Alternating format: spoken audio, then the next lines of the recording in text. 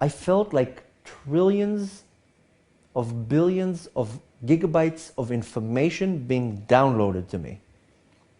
And let me make it a little bit more clear. Imagine a computer, imagine a laptop, a little piece of metal that is worth $100.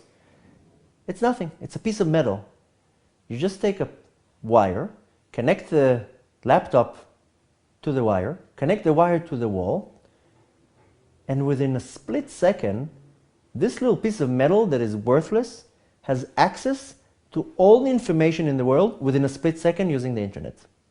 One press of a button, any type of search you will make, that little piece of metal, that computer, has access to get information through the internet. Any type of information.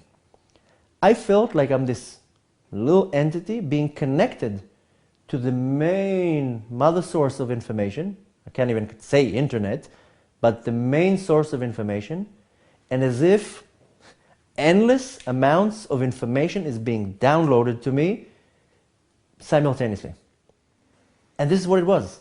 I was able to see God's wisdom and derive non-normal pleasure from it. There's no words to describe that pleasure. And when I get a lot of the question, but what did you see? What do you mean you saw God's wisdom? What are the secrets of the universe? There's no really words to put it in. It's just, there's no words to put it in.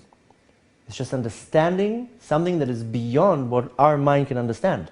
Our mind is limit, and this is limitless. Something limited cannot understand something limitless. And as this whole process of the downloading of the information, first of all, nothing stayed. I didn't have the ability to hold it. I didn't have the ability to sustain it. It just washed me. I didn't have the vessel to actually hold that information. And as it was going, as pleasurable as it was, there was also a tremendous strong feeling of the opposite of pleasure, that I can't hold it, that I can't sustain it, that I can't grasp it and keep it.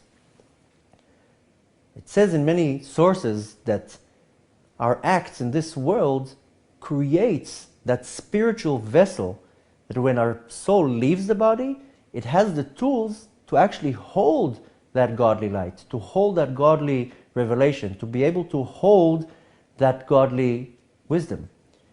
I wasn't able to hold it. I was able to see it, I was able to enjoy it, but I wasn't able to hold it. So simultaneously, well, there's a tremendous feel of pleasure, and at the same time, this very strong feeling of the opposite of pleasure. I don't really know how to define it, because it wasn't really sorrow. It was just a feeling of that I can't keep it. Almost like taking a little kid to a toy store and letting him run there, and at the end of the day tell him, okay, now we have to go home. You can't keep any of the toys. You have to leave all the toys here. Now it's time to go home.